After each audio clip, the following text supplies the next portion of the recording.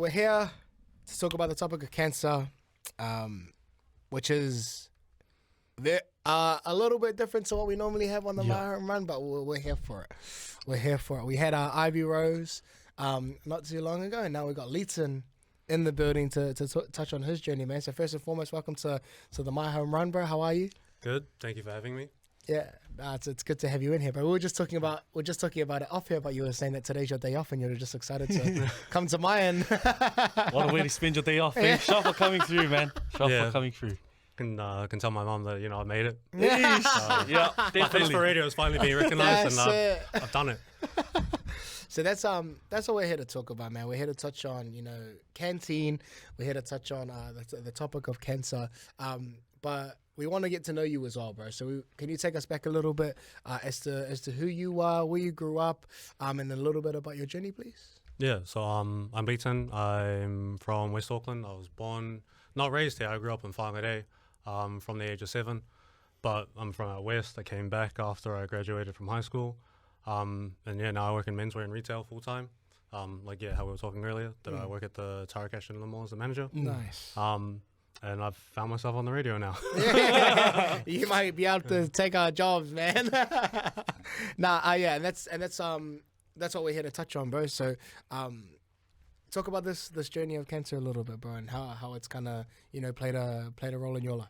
Yeah. So back in 2016, just about a month out from my 17th birthday, I got diagnosed with a stage 4 nasopharyngeal carcinoma. So it's a bit different. My tumor was behind my nose, a little bit like around there, like deep in. And I was a couple months out from hitting terminal because the tumor had gone to a point where it was about to get to my spinal cord and reach that and would have been it. So that was a bit rough for a 16-year-old, but I was also the guy that laughed at his diagnosis. Yeah, doctor's like, you got cancer, I laughed. Because, we always used to joke in high school, it's like, 1 in 4, 1 in 5, whatever the number was. Yeah. And I was like, with my luck, it'll be me. I was right. 16-year-old me had to go through combined chemo radiotherapy. It wasn't a great experience, to be honest with you. I went from 95 kgs down to 70 in the space of a couple of weeks.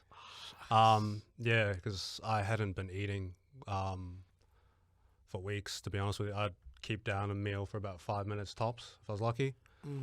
So eventually I got a feeding tube put in, and that was my life. It only lasted a couple months though, which was great. So I got to go to Armageddon because you guys got the trunks and go tin behind there. So with a feeding tube still hanging out of my stomach, just tucked underneath my t-shirt, I managed to go and have fun at Armageddon. Nice. So not all of it sucks, but it's a bit of a speed bump in how you want to go, especially when you're 16 and 16 going 17, you got NCA level 2 to look at. But there I am now. So what do you do? You were talking about how you came back from up north, and now you're working full time here in a totally different city from where you grew up in. Just talk us through the support systems you've had with you since moving here, and how they've helped you become how they've helped you grow how you've become today. Looking at you, man, you're just cracking jokes with us, just laughing, and I did not expect real chill, yeah. And it's man, just talk us through all the support you've had, man. Yeah. So what was it? Canteen was probably the biggest player outside of my family, because you'll never find a bigger support network bigger than your family. Yeah. And they were there through me through the whole thing. Canteen was a bit different. They tried to get in contact with me because the health workers I had with me at the time, they nominated me for Canteen and all that. But I ghosted Canteen for about 2 weeks. Left them on scene, bro. I saw the phone call. I was like, not today. I'm going to sleep. But eventually, I picked up and we went for coffee. And we talked it out. They said, we do all these sorts of things to get you together. We do camps, all these events and stuff. If you're keen. Obviously, I wasn't eating or doing anything. I did not want to talk to anyone. But, come the end of my treatment, I wasn't seeing my mates. I didn't really want to do that. But there were other people like me that I could get in touch with and, kind of connect with like that. So I jumped into a Canteen event. Lo and behold, here I am on the radio now, thanks to them. Yeah. Hey, shout out Canteen, man. Shout out Canteen. Shout out Canteen. Now, just real quickly as well, because you seem because everyone has different coping mechanisms, right? Whether it be, spending time alone, whether it be making jokes about it. Can you talk about like the positive side of things? Like, how did you remain? How did you try to remain as positive as you could during a time like that? With it, which I feel like for most people would be like at the lower end of, So like, what was some of your coping mechanisms to remain positive during that time? It's gonna sound weird, but I didn't really have any. It was like I knew my life was gonna suck, and I just accepted that. But for me, I also knew that there'd be certain things I'd be able to get away with. Like for example, so the week I started my treatment was the week of my cross country at school. I'm not fit anymore, man. So the fact that I had the option to either go to school and run a couple Ks, or go sit in a hospital bed and just kind of chill for the day, I knew which one I'd rather do. And even though it sucked for me long term, it was also better for my health, and I didn't have to do all that running. Yeah. It was just so it's like you and Ivy Rose have come through, and you're like you're advocates for those who are going through journeys similar to yours.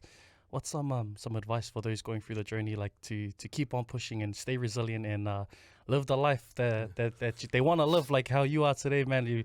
You've done all these great things. You're working, you're a manager at Tyra Cash, enjoying watching DC films and stuff like that. Just drop some advice for those going through similar journeys on how to stay resilient and just to keep on pushing through.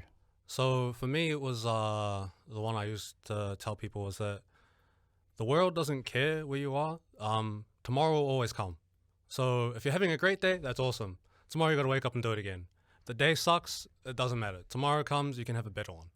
And that's always the thing that's kind of stuck with me, is that the world doesn't care, tomorrow comes. And so no matter how good of a day I have, no matter how bad a day I have, tomorrow's still going to come for me. Man. Holy heck. Yeah, that one had different vibe. You were making us laugh. You want to make us cry now. Bro, you took a full 180, bro. We were just cracking jokes here, and now you want to hurt us with the tearjerker, man. Hey, Leaton, bro, thank you so much for coming through, man, and like sharing your journey a little bit more with us. And again, shout out to Canteen. For not helping you, having people like yourself, having people like Ivy Rose, and for you guys to come through and chill with us on the My Home Run and just have a cordial. Blessed, man. Thank you so much for coming through, bro. We appreciate it. Yeah, and thank you so much for having us both on here. Appreciate it.